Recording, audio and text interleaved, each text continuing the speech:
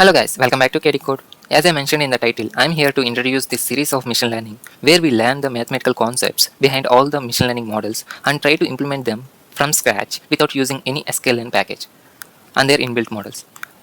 And we also compare both the inbuilt models output with our custom models which we have created. This series is to enlighten you with concepts behind these machine learning models and implement them rather than memorizing the implementation steps. In this particular video, let's discuss about machine learning and its types along with real life scenarios. Whenever we start with a concept, we had to know the definition of the concept. So let's see the definition of the machine learning. So the definition is very simple guys. Humans will use the mathematical techniques to make the computers learn from input data or the past data. Let the machine take the decision based on the learned data. When I say learn, it means humans will feed the input data to the program in the computers, which we call it as model, right? And this model will take the decisions in the future based on the input data, which is the past data, right? The very common definition of machine learning is here guys. So machine learning is a field of artificial intelligence that uses statistical techniques to give computer system the ability to learn from data without being explicitly programmed.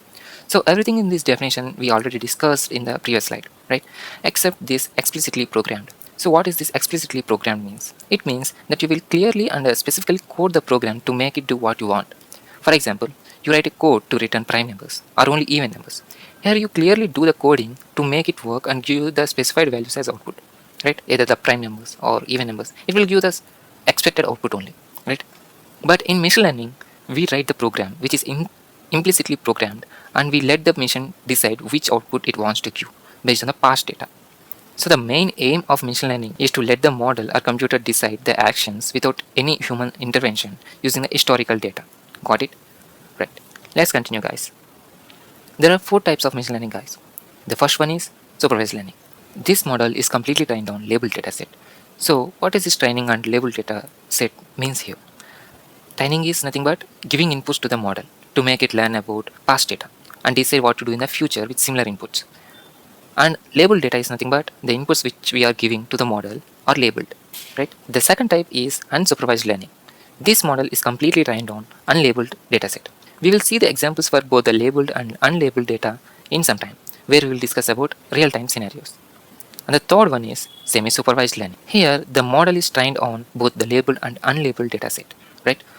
And at last, the fourth one is reinforcement learning, in which the model is trained on reward-based system, where we give a reward to the model if it performs correct actions, else no reward will be given. We will see the real-life examples again. Now let's see about supervised learning first. As per the definition we have seen earlier, supervised model is trained on labeled dataset and it maps the input data to the output result using statistics. And it will get more accurate over the time as it learns through the input data, right? Let's consider this real life scenario guys. A man showing the child all the pictures of different animals. You can see there are many animals in this poster and each animal has a label or identity just written below it, right? When the parent shows the picture of this dog and tells him it is a dog, right? And there is a label written on it already. So this child will map the dog picture with this label and he remembers the dog. The child will learn about the animal in the picture is dog. He can recognize it next time he sees it, right? Now, after the dog, the parent shows the picture of a cat and tells him that it is a cat. Also, there is a label written on it.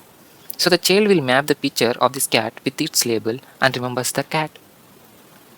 So in the same way how he recognizes the dog, the child will learn about the animal in the picture is cat and he can recognize it next time he sees it.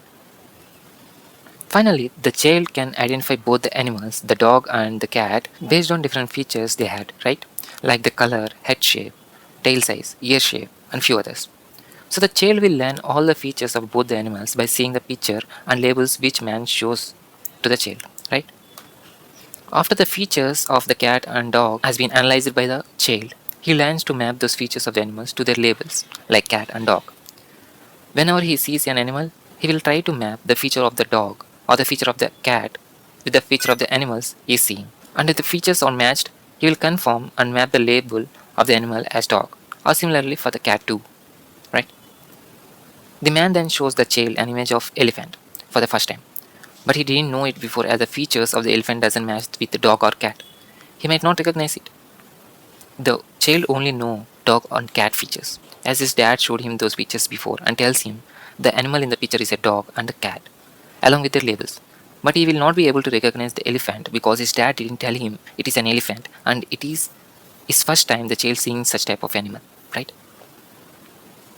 So here the child is the model and the pictures and names of the animals or the training dataset. The names are nothing but the labels written on it. The names are nothing but the labels written in the picture. So the model learns to map the feature of these animals to the labels of the animals or the names of the animals. This is called training dataset. And this training dataset will be given to the model at first. So, and the test dataset, like if there is some other dog similar to this dog, the picture of the dog will be given to the model and it will try to predict the label of the dataset, basically the label of this picture. So it will take animal as input and gives labels as output, right? Similarly, when we show the child the picture of a dog, that is the input data, and he will recognize it like a dog or cat, so that is the output data, right? And these are some applications where supervised learning is being used: image recognition, speech recognition, and natural language processing. There are many projects uses this supervised learning like house price prediction, stock price prediction, fruits classification. You can refer these projects in our channel under the projects playlist or in the I button. Please check out those useful videos to have more clarity on how to implement these supervised models in the real-time projects. Now let's see about unsupervised learning. As per the definition we have seen earlier, unsupervised model is trained on unlabeled dataset, and the model is left to find the patterns and the relationships between the input data we have provided, right? And we will let it take the decision afterwards. As we didn't give any labeled data, the unsupervised model will just group the data based on the similarities and dissimilarities between the data points or the input data we have provided, right? Let's consider the same real life scenario again. Instead of showing the pictures with labels, the parent shows the pictures of all the animals without labels. Now, parent asks the child to group the animals in the picture based on their features, right? For example, the parent might show him dog, cat, and elephant, then ask him to group the similar animals, right? Here the child will make the three animals into three different groups. If there is another dog, then the child might find the two dogs as the same group and he will group that into same category, right? So this is how the child will group the animals based on the features of the animals like the color, size, shape. So we might not do this grouping accurately because the data which is provided is not labeled. There are no labels for the pictures the man showed to the child, right? And few animals like monkey, fox, and hippopotamus is grouped with other category of animals, right? Even though it is inaccurate, he will keep learning if we show him more picture of those animals and group them correctly. He will find those patterns or relationship between those data more accurately with more data, right? So without labels, this is how the child did the grouping or classification. Here the child is the model and the picture of the animals or the training data set, and the groups which is formed here are called clusters. That's how we make the clusters or classifications of the input data in the unsupervised learning. If I have to say the definition in mathematical way, so the model learns to group the data using the similarities and dissimilarities between the data points or the training data set. And these are some applications where unsupervised learning is being used: clustering and anomaly detection.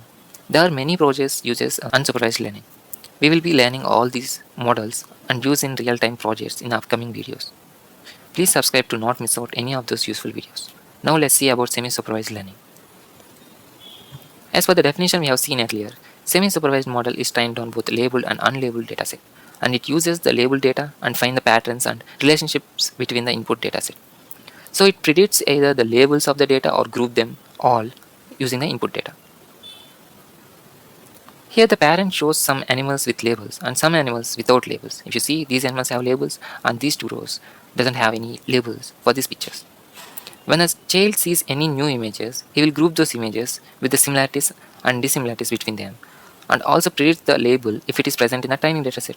Else he will just group them all, right? So this is how the semi-supervised learning works. The input will be given with some labeled data and some unlabeled data. The model will group and predict the labels based on the training dataset again, right?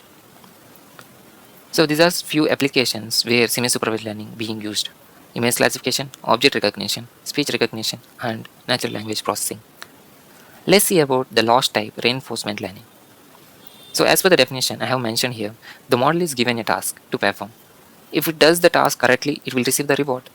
And To maximize its reward, it will perform the action correctly. Let's see a real life scenario for reinforcement learning.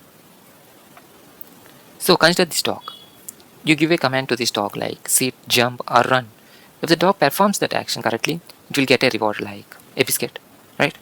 The dog learns to perform this action again and again according to the command you have given to it, right? And takes the reward again. So here the dog is the model and the command is the task and our treat is the reward which we give to our model. The model learns to perform the task by maximizing its reward it received based on the training dataset. In the next video, we will see about supervised learning models. And in the supervised learning models, there are many sessions and models. Let's see about linear models, specifically linear regression and multiple linear regression in detail in the next video. Please subscribe to not miss out any video from us and do watch this series to understand the in-depth knowledge of machine learning models. Thank you. Thanks for watching.